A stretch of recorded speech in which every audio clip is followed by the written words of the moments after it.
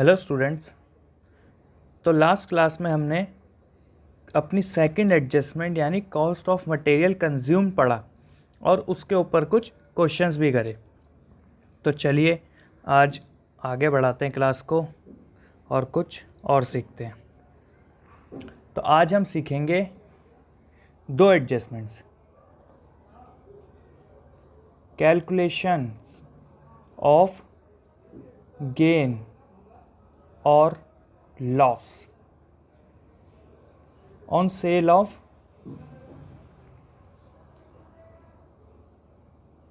Fixed asset.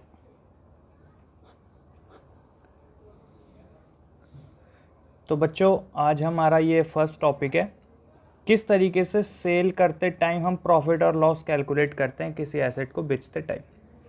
तो जिन बच्चों ने डेप्रिसिएशन चैप्टर क्लास 11th में सही से पढ़ा होगा तो उनको तो ये बिल्कुल इजी है समझना। तो चलिए आइए क्वेश्चन देखते हैं इसके ऊपर। तो क्वेश्चन नंबर 27 गिवन है। आप ये क्वेश्चन अपने नोटबुक में नोट डाउन कर लीजिए और उसके बाद मैं आपको इसका सॉल्यूशन कराऊंगा। ठीक है, तो आपने नोट डाउन कर लिया होगा ये क्वेश्चन। चलिए आइए। The book value of furniture on 1st April 2015 is 6,000. Half of this furniture is sold for rupees 2,000 on 30th September 2015. ठीक है। Depreciation is to be charged on furniture 10% per annum. ठीक है। Calculate loss on sale of furniture. Show how the loss on sale and depreciation on furniture will be shown in the income and expenditure account for the year ended 31 March 2016। तो ठीक है बच्चों, इन्होंने बोला एक छोटा सा इनकम एंड एक्सपेंडिचर अकाउंट का एक्सट्रैक्ट बनाइए और वहाँ पे शो कीजिए कि किस तरीके से हमारा लॉस और डेप्रिसिएशन शो होता है। तो चलिए ये क्वेश्चन अब हम सॉल्व करते हैं। ठीक है, क्वेश्चन नंबर 27 इनकम एक्सपेंडिचर का बच्चों मैं एक छोटा सा एक्सट्रैक्ट बना रहा हूँ।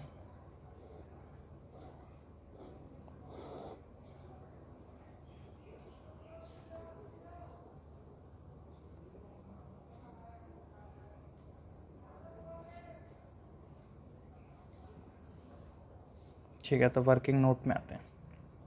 तो क्वेश्चन में बोला था कि 1 अप्रैल को 2015 की इसकी वैल्यू थी 6,000 रुपीज़। ठीक है, आगे बोला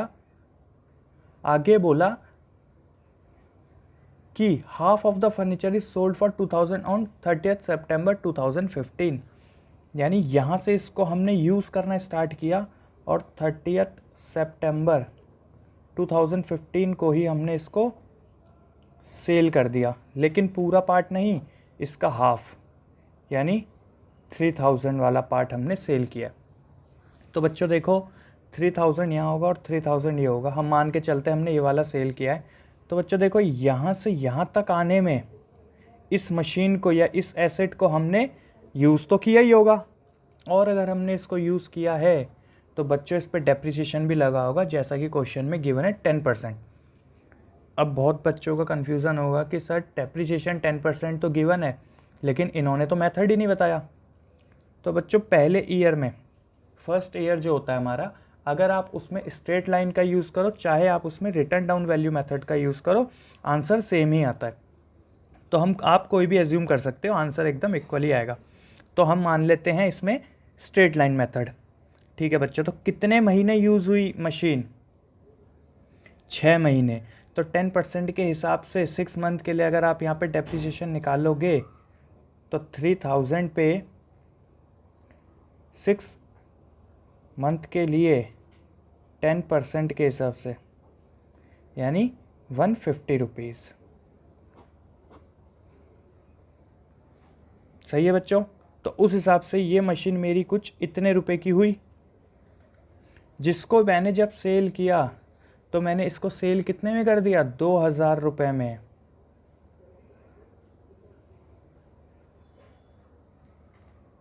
तो 2,000 रुपये में अगर मैं सेल कर दूंगा 2850 की चीज़, तो मुझे लॉस हो जाएगा 850 रुपीज़ का।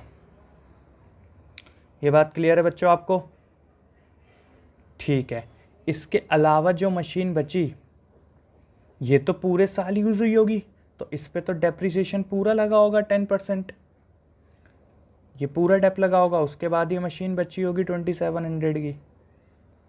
तो बच्चों हमसे यही पूछा था कि लॉस और डेप्रिसिएशन आप इनकम एक्सपेंडिचर अकाउंट में कैसे शो करोगे।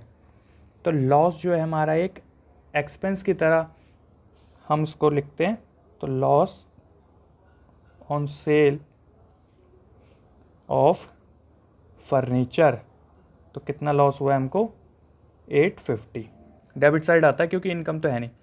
और इसके अलावा डेप्रिसिएशन, तो बच्चों डेप्रिसिएशन कितना आएगा 150? नहीं, 150 तो हाफ वाली जो हमने सेल करी प्लस अभी आधी रिमेनिंग भी तो बची है ना ये वाली, तो इस पे भी तो आपने 300 का डेप लगाया था, तो 300 का डेप ये, यानी 450 का टोटल डेप आएगा। क्लियर होगा बच्चों आपको ये क्वेश्चन? अगर ये क्वेश्चन आपको क्लियर है तो नेक्स्ट क्वेश्चन आपको होमवर्क में करना है 28, क्वेश्चन नंबर 28। ठीक है, मैंने आपको ये शो कर दिया क्वेश्चन, आप इसका आंसर मैच कर सकते हैं, यहाँ पे आंसर भी गिवन है, ये आपका होमवर्क है। ठीक है बच्चों, तो आगे बढ़ते हैं हमारी लास्ट एडजस्टमेंट की तरफ। लास्ट एडजस्टमेंट जो है हमारी वो है adjustment related to expense and incomes.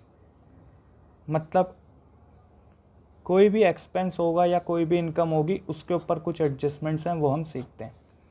तो चलिए मैं इसको 2 पार्ट में डिवाइड कर लेता हूँ। इस तरफ हम एक्सपेंसेस के बारे में बात करेंगे, इस तरफ हम इनकम्स के बारे में बात करेंगे। तो बच्चों इसका जो फॉर्मेट है वो है, मतलब किस तरीके से इसको सॉल्व करते हैं, तो expense paid during the year, कितना एक्सपेंस आपने साल में पे किया, जिसमें हमको ऐड करना पड़ता है outstanding expense at the end या फिर करंट ईयर, जिसमें हमको ऐड करना पड़ता है एडवांस या फिर आप कह सकते हो प्रीपेड एक्सपेंस,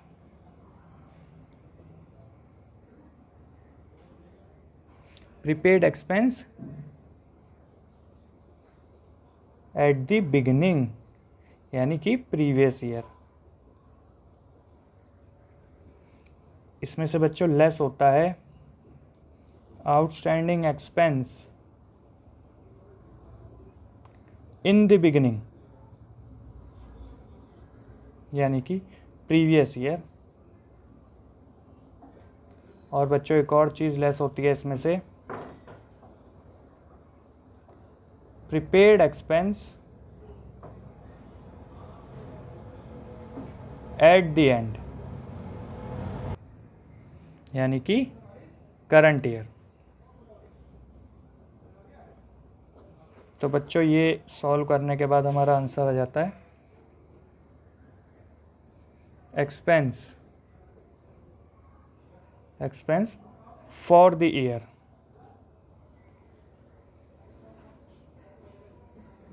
इसी हिसाब से बच्चों अगर कोई इनकम के रिलेटेड हो तो income received during the year,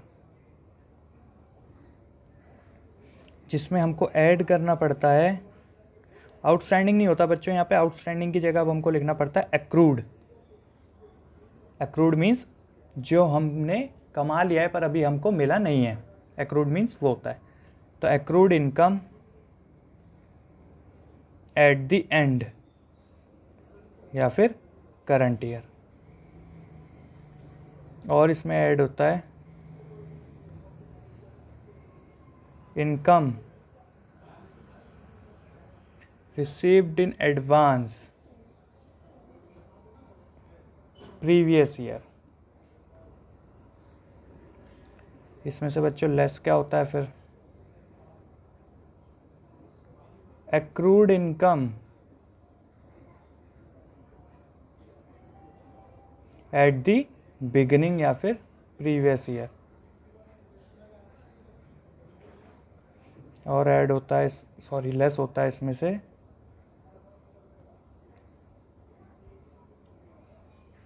income received in advance current year.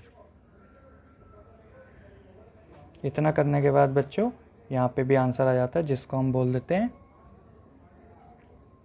Income for the year. अब ये बच्चों जाते कहाँ कहाँ हैं? तो जो हमने एक्सपेंस की कैलकुलेशन करी, ये जाता है expenditure side of income and expenditure account. तो ये चले जाता है इनकम एक्सपेंडिचर अकाउंट में, एक्सपेंडिचर साइड। उस हिसाब से इनकम कहाँ जाएगी फिर? तो ये चली जाती है income side of income and expenditure account. अगर आप बच्चों थोड़ा ध्यान से देखो तो ये बिल्कुल सेम है। जितनी भी मैंने ये आपको एडजस्टमेंट मैंने प्लस प्लस माइनस माइनस जो मैंने करवाई है, ये सेम हमने सब्सक्रिप्शन वाली ही है। अगर आप ध्यान से समझोगे तो वहाँ पर भी आप outstanding expense at the end current year add करते थे, और एडवांस या प्रीपेड एक ही बात है, बिगिनिंग का आप ऐड करते थे। आउटस्टैंडिंग प्रीवियस ईयर का लेस करते थे और एडवांस करंट ईयर का लेस करते थे। वही चीज़ सेम यहाँ पर है, बस यहाँ पर आउटस्टैंडिंग की जगह एक्रूड नाम आ गया। बाकी इसकी जो भी ट्रीटमेंट है वो सेम है। तो सब्सक्रिप्शन जो है हमारा वो इससे रिलेट करता है, बिल्कुल सेम है। तो चलिए इनके ऊपर कुछ क्वेश्चंस करते हैं अब एक दो।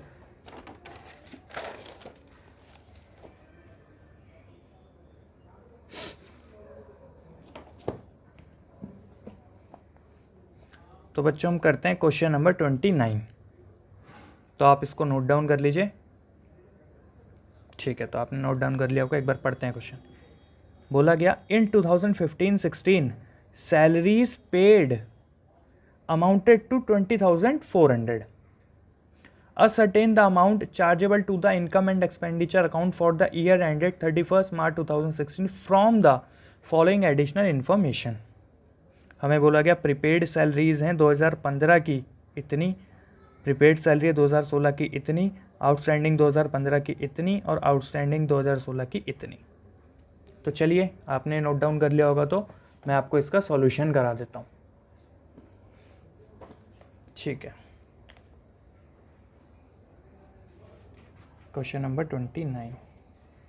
तो बच्चा सबसे ऊपर ही लिखा हुआ है कि हमको सैलरीज पेड जो हैं, यानी कि salaries paid during the year given है। तो साल के दौरान हमने जो सैलरी पे करी वो हमने पे करी 20,400, जिसमें मैंने आपको बताया क्या क्या ऐड होता है। मैं बच्चों शॉर्ट में लिखूंगा, आउटस्टैंडिंग ऑफ करंट ईयर, और क्या ऐड होता है इसमें, एडवांस ऑफ प्रीवियस ईयर। ये शॉर्ट में बच्चों सिर्फ मैं लिख सकता हूँ, आपको एग्जाम में फुल फॉर्म ही लिखनी है। जिस हिसाब से मैंने आपको पूरी स्टेटमेंट दी है वो स्टेटमेंट ही लिखनी है, यानी कि सब्सक्रिप्शन आउटस्टैंडिंग फॉर या फिर ऑफ द करंट ईयर या फिर एट द एंड, आपको फुल फॉर्म ही लिखनी है। इसमें से लेस होता है क्या क्या बच्चों, आउटस्टैंडिंग ऑफ प्रीवियस ईयर, और क्या इसमें लेस होता है, एडवांस ऑफ करंट ईयर। इसके बाद ये करने के बाद बच्चों आंसर आ जाएगा। तो चलिए अंदर से पढ़ के देखते हैं चीज़ें हमें क्या क्या गिवन है। तो सबसे पहले हमारे आगे लिखा हुआ है प्रीपेड सैलरीज ऑन 31 मार्च 2015, यानी एडवांस सैलरीज है 2015 की, यानी प्रीवियस ईयर की। तो प्रीवियस ईयर का एडवांस बच्चों क्या होता है, प्लस होता है। तो 2400 प्लस हो जाएंगे। नेक्स्ट गिवन है प्रीपेड सैलरी ऑन 31 मार्च 2016। ये बच्चों करंट ईयर का एडवांस है 1200। तो करंट ईयर का एडवांस क्या होता है? लेस होता है, तो ये लेस हो जाएगा। नेक्स्ट है आउटस्टैंडिंग सैलरीज ऑन 31 मार्च 2015। तो 31 मार्च 2015 यानी प्रीवियस ईयर की आउटस्टैंडिंग जो कि हमको गिवन है 1800, तो वो भी लेस होती हैं बच्चों। ठीक है, आगे दिया हुआ है आउटस्टैंडिंग सैलरीज ऑन 31 मार्च 2016। तो ये क्या है? आउटस्टैंडिंग है करंट ईयर की, कितनी? 1500, तो ये भी हमारी प्लस हो जाएगी। तो बच्चों जब आप इसको सॉल्व करोगे तो आपको कितना आंसर मिल जाएगा? 21,300। ठीक है, ठीक है, तो अब आप इसको नोट डाउन कर सकते हैं। ठीक है, तो इस टॉपिक के ऊपर मैं आपको एक क्वेश्चन और कराता हूँ। बच्चों क्वेश्चन नंबर 30 आपका होमवर्क है। पहले मैंने आपको 28 दिया था, अब क्वेश्चन नंबर 30 भी आपका होमवर्क है। अब मैं आपको कराता हूँ क्वेश्चन नंबर 31।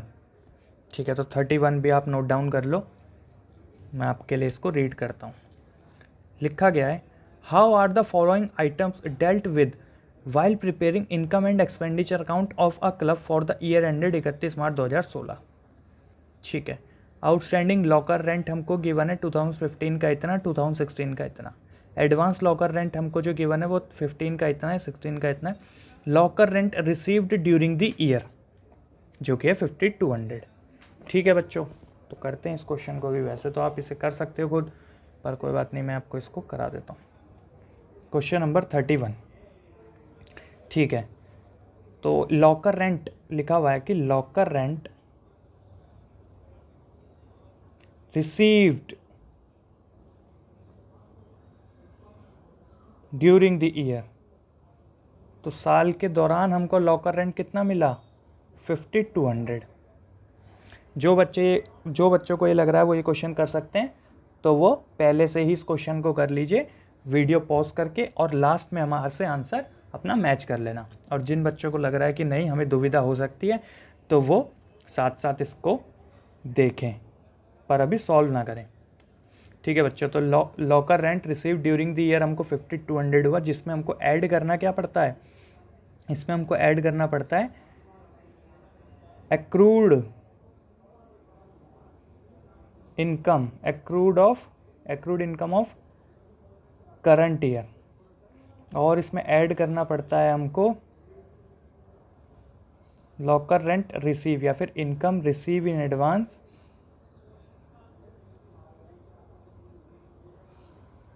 Previous year. इसमें से बच्चों लेस क्या होता है? Accrued income of previous year. और एक और चीज़ लेस होती है इसमें से, वो क्या है? Income receive in advance current year. तो ठीक है बच्चों, अब हम क्वेश्चन पढ़ेंगे, देखते हैं क्या क्या गिवन है। आउटस्टैंडिंग हमको प्रीवियस ईयर का जो है वो 460 गिवन है, या फिर एक्रूड प्रीवियस ईयर का हमको 460 गिवन है। करंट ईयर का 630 है, तो एक्रूड करंट ईयर का 630 है। एडवांस लॉकर रेंट हमको प्रीवियस ईयर का 300 गिवन है, और एडवांस लॉकर रेंट हमको करंट ईयर का हमको 400 गिवन है।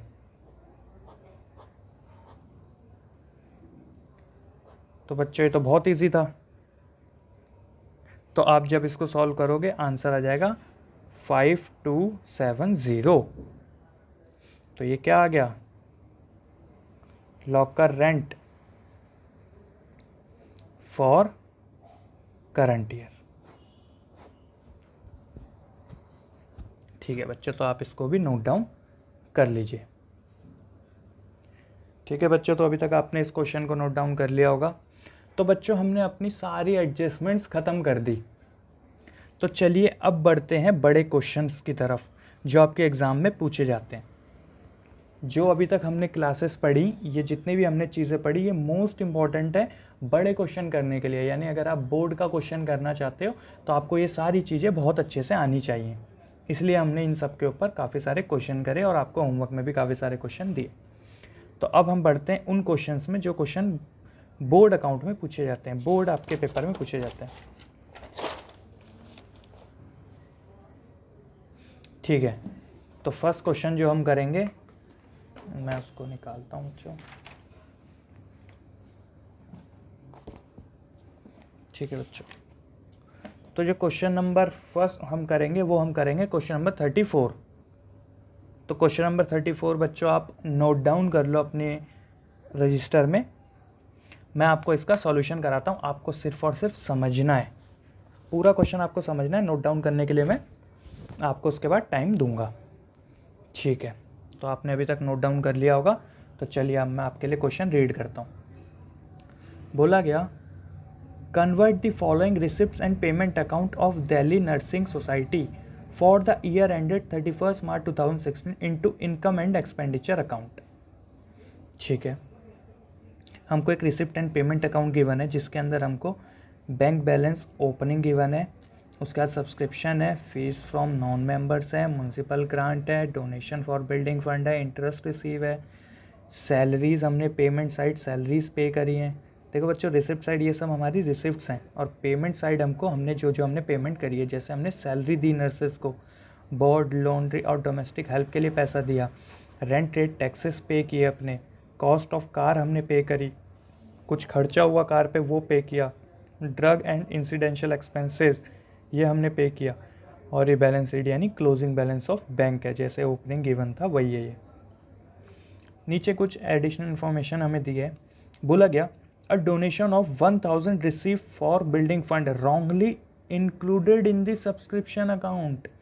कह रहा है आपको 1000 रुपये दिए गए थे बिल्डिंग फंड के लिए, लेकिन आपने या फिर आपकी कंपनी का जो अकाउंटेंट है, जो भी ये सारी चीज़ें रिकॉर्ड करता है, उसने गलती से ये 1000 रुपये बिल्डिंग फंड में ना डाल के कहाँ इंक्लूड कर दिए, सब्सक्रिप्शन अकाउंट में। ठीक है बच्चों, देखेंगे इसका क्या करना है। आगे बोला, a bill of medicine purchase during the year amounted to 1280 rupees, वो अभी आउटस्टैंडिंग है, वॉज आउटस्टैंडिंग। ठीक है बच्चों, तो आपको ने क्वेश्चन समझ लिया होगा। अब मैं आपको इसका सॉल्यूशन कराता हूँ। आपको बच्चों अभी नोट डाउन नहीं करना, पूरा क्वेश्चन आपको ध्यान से समझना है, उसके बाद जब मैं आपको टाइम दूंगा तब आपको फिर ये नोट डाउन करना है। ठीक, क्वेश्चन नंबर 34 हमको बोला गया, आप एक इनकम एंड एक्सपेंडिचर अकाउंट बनाइए। तो हम बनाएंगे income and expenditure account as at 31 March, last date आती है बच्चों 2016, ये हमको बनाना है।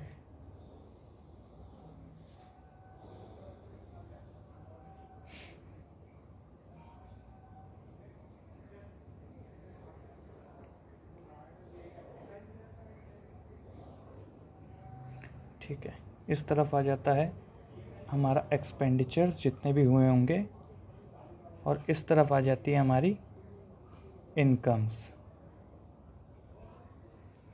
ठीक है, तो अब पढ़ते हैं क्वेश्चन।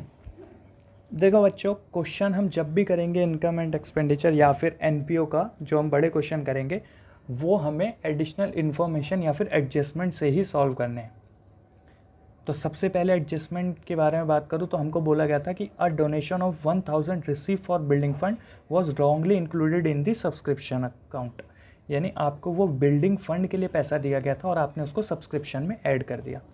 तो बच्चों सब्सक्रिप्शन इस तरफ आती है क्योंकि हमारी इनकम है, सब्सक्रिप्शन हमको अंदर, देखो बच्चों क्वेश्चन में आपको गिवन होंगी रिसिप्ट साइड, तो सब्सक्रिप्शन हमें गिवन है 11,150,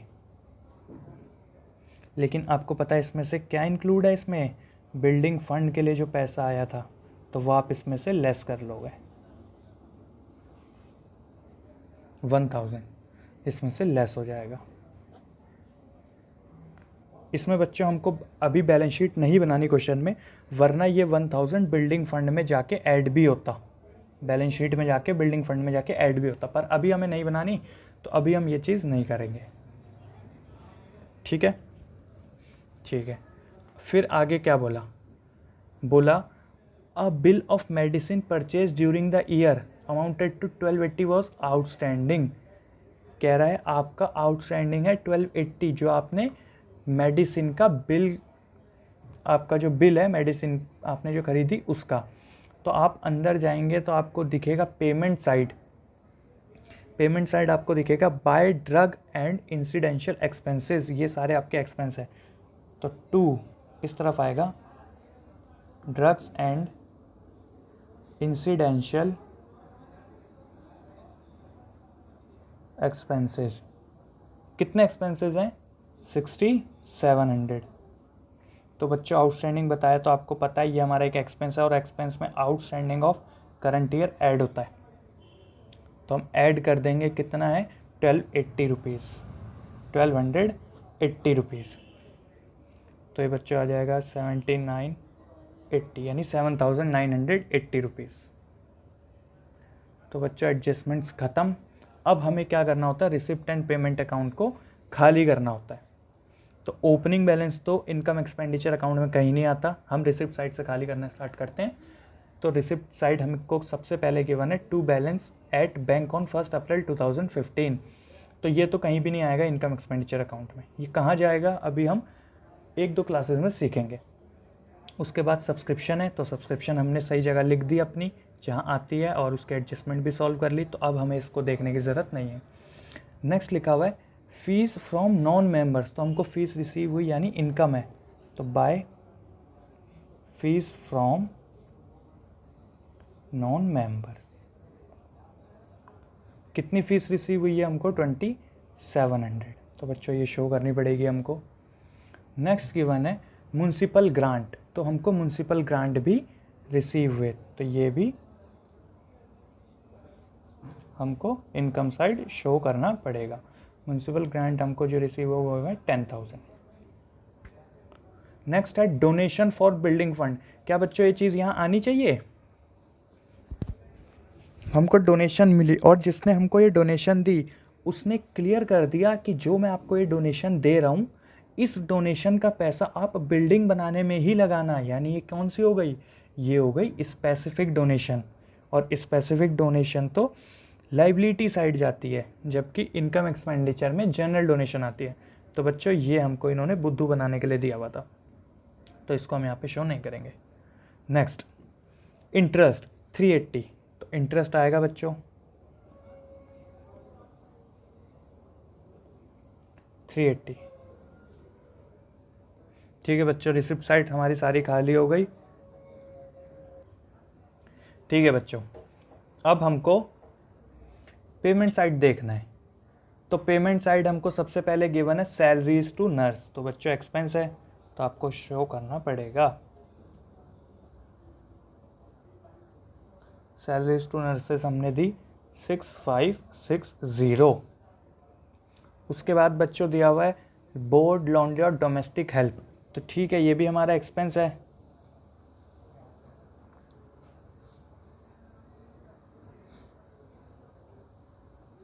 कितने का है, 3800 का, तो ये भी हमारा एक्सपेंस है।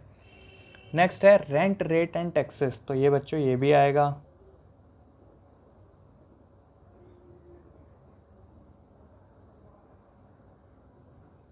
कितना है ये, 2000।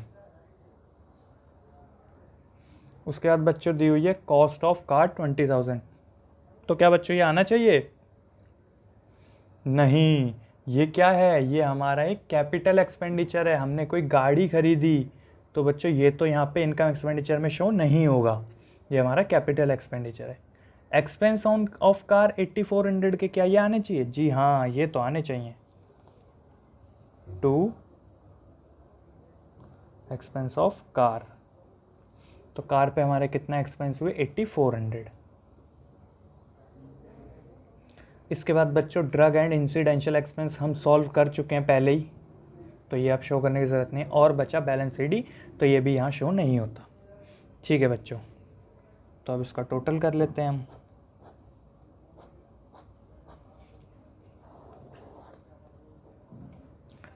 टोटल करने में बच्चों इस तरफ ज़्यादा आया, जो कि आया 28,740, 28,740, जिसमें से जब हमने ये लेस करी सारी चीज़ें तो पता चला बैलेंस इस तरफ बच रहा है। और उस बैलेंस को हम किस नाम से जानते हैं? क्या बताया था इनकम एक्सपेंडिचर में? अगर क्रेडिट साइड बैलेंस बचता है तो हम उसको किस नाम से जानते हैं? By deficit. कितना डेफिसिट आ रहा है? 5,510 रुपीज़। आप चेक कर सकते हैं इस चीज़ को। तो बच्चों ये क्वेश्चन था एक इजी सा, जो आपके एग्ज़ाम में तो नहीं आएगा, लेकिन इससे मिलते जुलते क्वेश्चंस आएंगे। अभी हम बेसिक से स्टार्ट कर रहे हैं तो इसीलिए हमने अभी कुछ छोटे क्वेश्चन करें। ठीक है बच्चों, तो अब आप इसको नोट डाउन कर सकते हैं। चलिए, तो अब हम करेंगे एक और क्वेश्चन, नेक्स्ट क्वेश्चन। ठीक है, क्वेश्चन नंबर 35। तो बच्चों क्वेश्चन नंबर 35 भी आप नोट डाउन कर लीजिए अपने नोटबुक में। क्या लिखा है?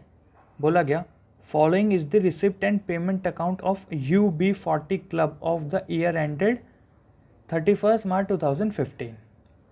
रिसिप्ट एंड पेमेंट अकाउंट हमको गिवन है, जिसमें बैलेंस BD कैश का है, सब्सक्रिप्शन 3 ईयर वाली है बच्चों, तो हम डरते तो है नहीं इससे, सॉल्व करेंगे इसको। सॉरी 3 ईयर नहीं, सिर्फ 2 ईयर वाली है, तो कोई बात नहीं, 2 ईयर से भी हमको कोई वो नहीं है। डोनेशन गिवन है हमको। अच्छा बच्चों कुछ नहीं बोला डोनेशन के बारे में, तो कौन सी डोनेशन मानेंगे इसको? जनरल डोनेशन, बिल्कुल ठीक। नेक्स्ट है एंट्रेंस फीस, ठीक है 8,000। इधर सैलरीज एंड वेजेस एक्सपेंस है, ऑफिस एक्सपेंस दिए हुए हैं, स्पोर्ट्स इक्विपमेंट दिए हुए हैं, telephone charges, electricity charges, travelling expense, balance CD। ठीक है, ये तो एक रिसिप्ट पेमेंट दिया हुआ था। इसके अलावा इसकी एडिशनल इन्फॉर्मेशन भी गिवन है, आप ये भी नोट डाउन कर लेना याद से।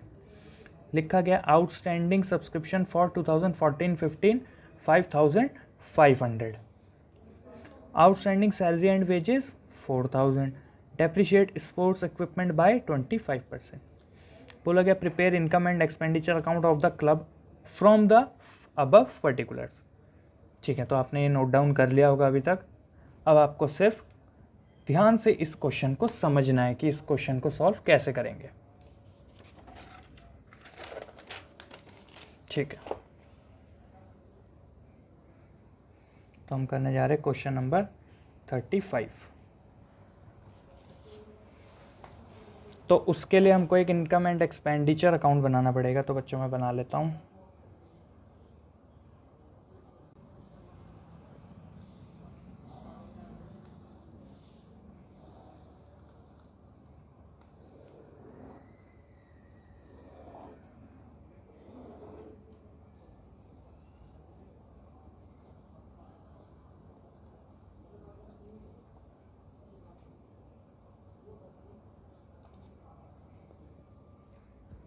ठीक है, तो मैंने आपको क्या बोला था बच्चों, हम एडजस्टमेंट से क्वेश्चन सॉल्व करेंगे।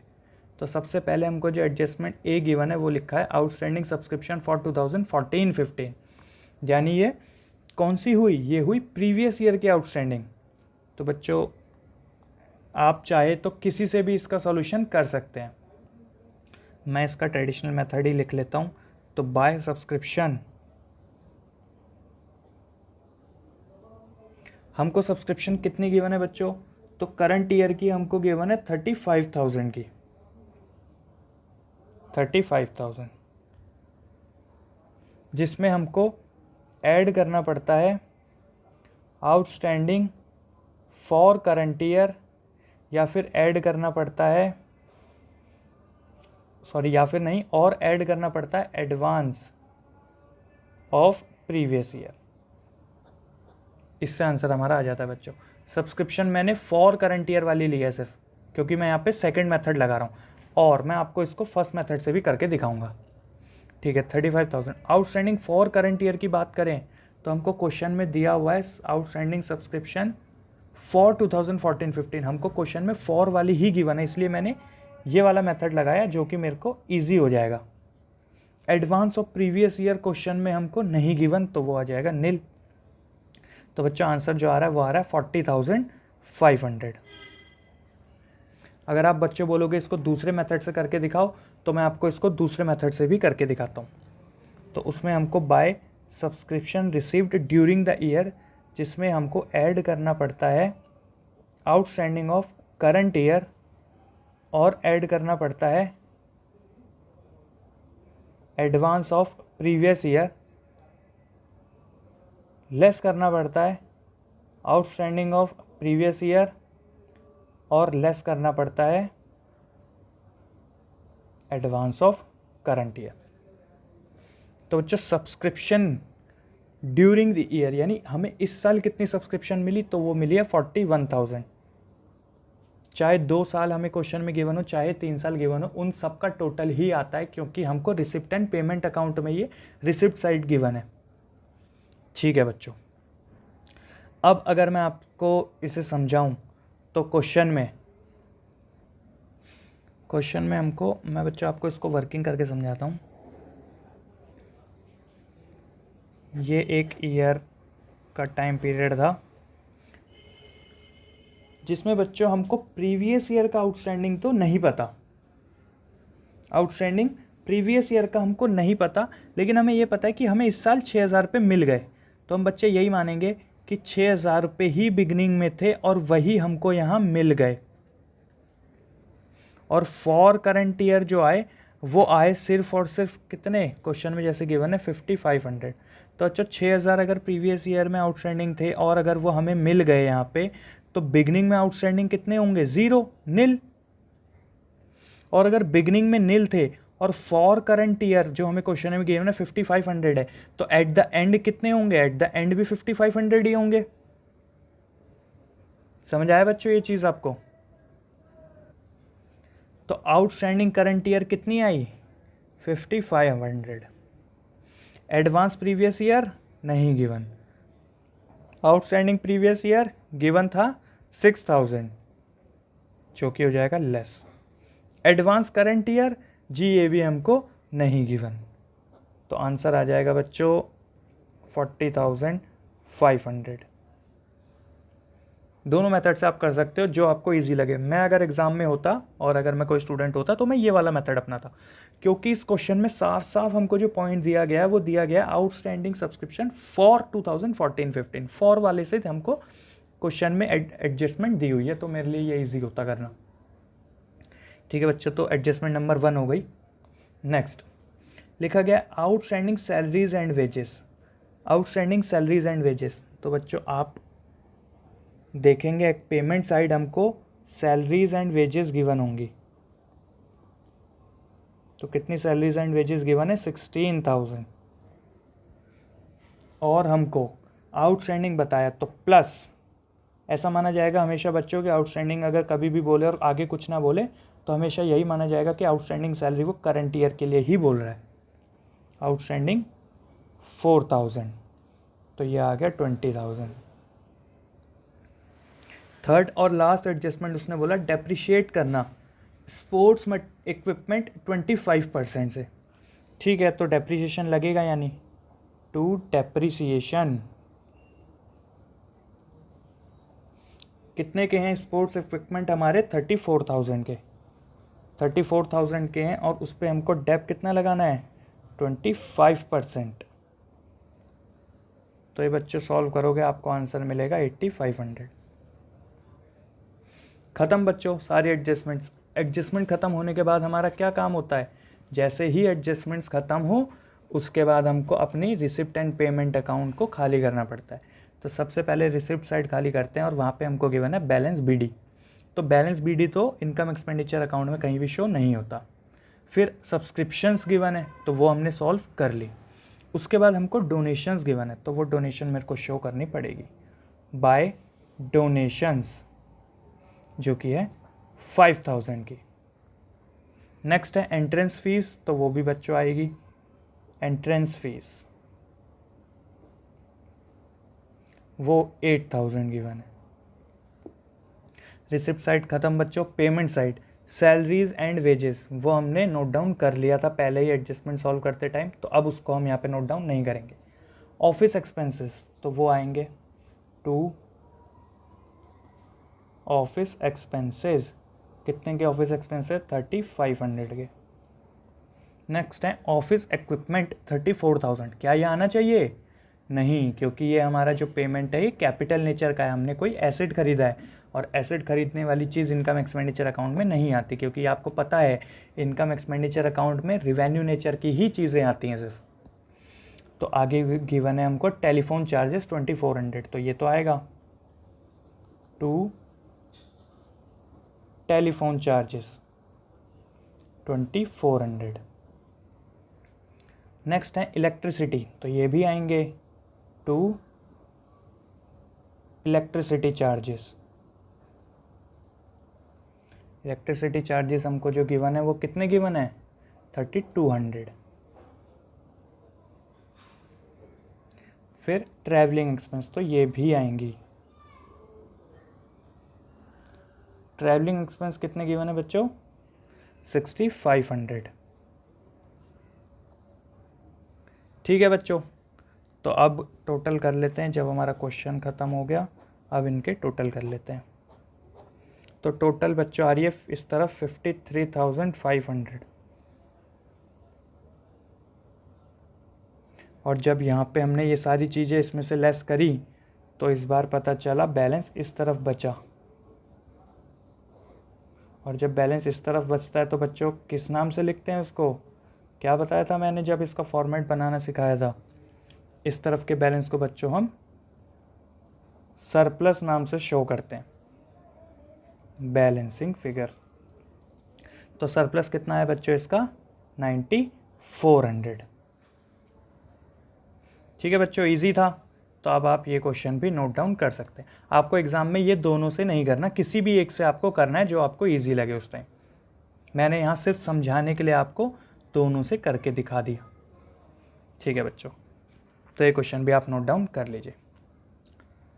ठीक है बच्चों, आपने नोट डाउन कर लिया होगा।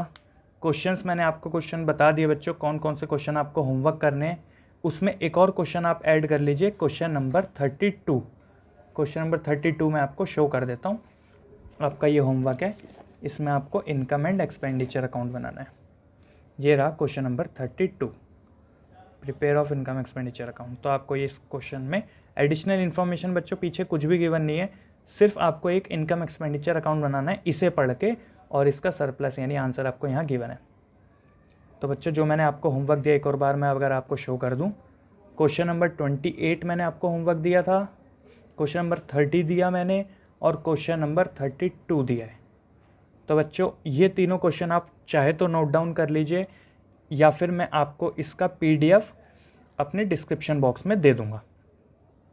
तब तक के लिए बच्चों थैंक यू। और आप चैनल सब्सक्राइब कीजिए, अपने फ्रेंड्स के साथ शेयर कीजिए, और जितना हो सके लाइक, कमेंट, और अपने कमेंट्स जो आपके डाउट हों वो सब नीचे कमेंट बॉक्स में दिखाइए, मुझे बताइए, और बेल आइकन को ज़रूर प्रेस कर लीजिए। थैंक यू बच्चों, तो मिलते हैं नेक्स्ट क्लास में।